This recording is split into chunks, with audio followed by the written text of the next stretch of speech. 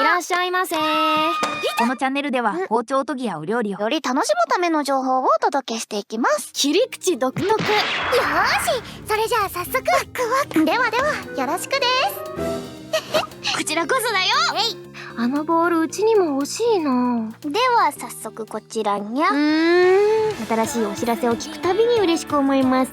今後もさらなるご活躍を期待しています。違うって。キャラが違う。違う。え？あ、違うわ。ごめんなさい。さて、まあね。強そう。武者震いするな。あなたの未来の可能性がここから広がります。今回もいろいろな、表情とバリエーションがあるのでぜひ皆さん見ていただきたいんですけど、もう今回は、スペシャルサンクス大自然すごーい。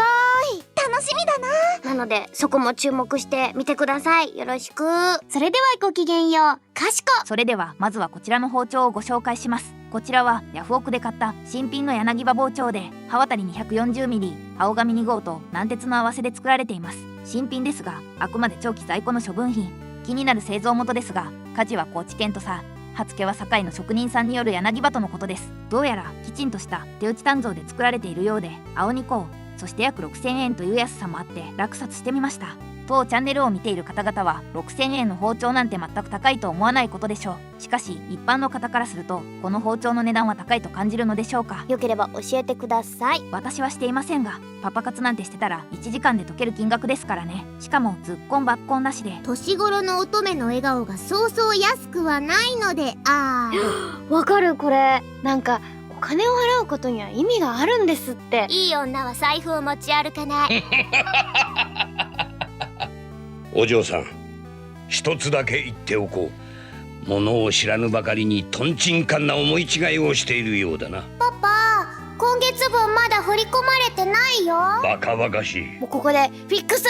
そう続くし、ずっと終わるまで終わらないしみたいな、そうちょっと哲学的なそう話をしたりしますね。ちょっと難しいかも。考えるな、感じろ。じゃあ次。本番はここからだよ。可愛いでいこうぜ。可愛いでスタート。やっぱ可愛いからスタートしよう。そう。では可愛い刃の黒幕ブルー320番から研いでいきます。もっと粗い砥石から研いでも良いのですが、この包丁はそこまで切り刃の精度が悪くなさそうだったので320番から研いでいきます。あまりにきつい二段刃や切り刃にかなりムラがある時などはダイヤ砥石や100番ぐらいの粗い砥石から始めた方が効率よく研ぎ下ろせるでしょう。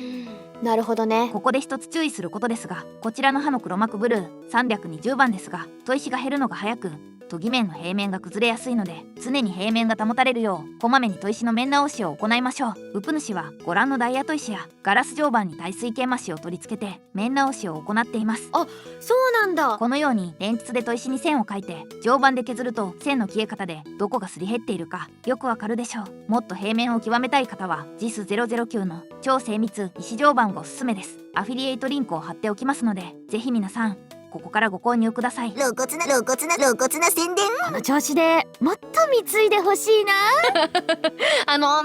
苦手だけどでも重要ですよね。おらおらおらおらおら、この後すぐ治ります。今治った今。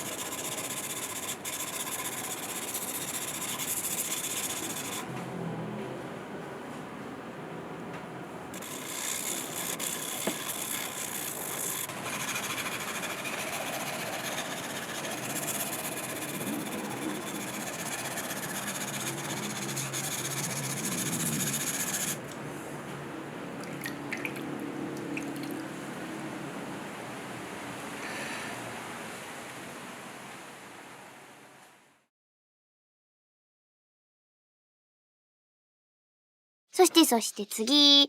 皆さんお静かに。オッケー、落ち着こ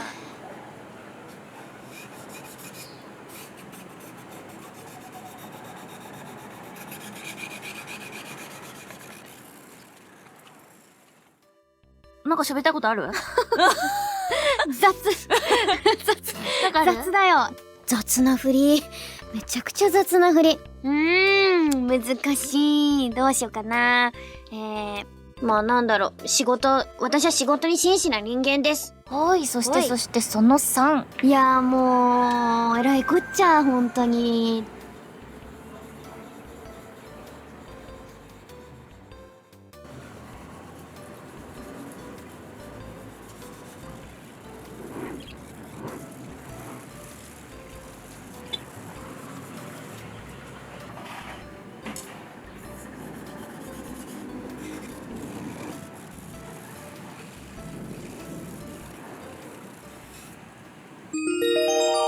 飲水蒸白とで研いだ後です。切っ先はかなり良くなりましたが、まだ全体的にムラが残ってますね。特に刃元の方がまだ成形不足のようです。そんな場合は一つ洗い砥石に戻って切り刃の再成形研ぎ直しをします。このまま進めても美しく仕上がりませんからね。この放送真面目に聞いてない人は多分わかんないから。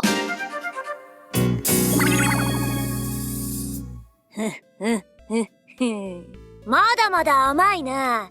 そのような表層的な理解では免許皆伝の日は遥か彼方だ。何がみたいな感じだったけどこちらはまだ終わらないので、もうちょっとお付き合いくださいね。はいはい、了解了解。私たちの戦いはまだまだこれからです。じゃあ次。荒研ぎが終わりましたので、ここからは中研ぎに入ります。今回は天然砥石の中でも中研ぎに人気のある青砥を使って研いでいきます。何それ知りたいこれ青砥というのは日本の伝統的な天然砥石の一つで、主に中砥石として使われています。粒度はおよそ2000から5000番相当で、京都の丹波や亀岡が産出地として有名です。私の持っている青砥はヤフオクで購入しました。産地は不明ですが、やや柔らかめでとても研ぎやすい石でした。私からもお話をさせていただきたいと思います。何？素材そのままみたいな感じで楽しんでいただけたらなと思います。いやーすごかった。もうめちゃくちゃ感動するので、ぜひとも見てほしい。楽しみだな。いや、いいね。いいアクセントになっていて癖になりそうです。青砥と一括りに言っても、産地や品質によって硬いものから柔らかいもの、粗さもやや粗めの粒度から純仕上げに使えそうな細かいものなど、いろいろなタイプの砥石があるので、皆様もお好みの青砥をぜひ見つけてみてください。バカなんですか？今の令和の世の中にね、ネット社会に必要？わかんない。こういう時どうしたらいいんだろう。わかった。もうこれはもうあれしかない。テンションでごまかすしかないね。はい、じゃあ言いますよ。せーの。私は後頭部が綺麗なんだって。でもほら、そんなに関係ねえ。そんなに関係ねえ。そんなに関係ねえ。はい、おっぱっ。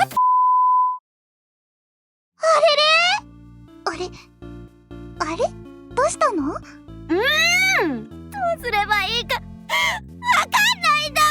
愚か者どもが、お前は肝心なことを見落としている。あれがうまいこれがうまい、そんなことで浮かれおって一番大事な根本のことをおろそかにしているからこんなことになるんだ。お前はクビだ。出てけ。もういいかな。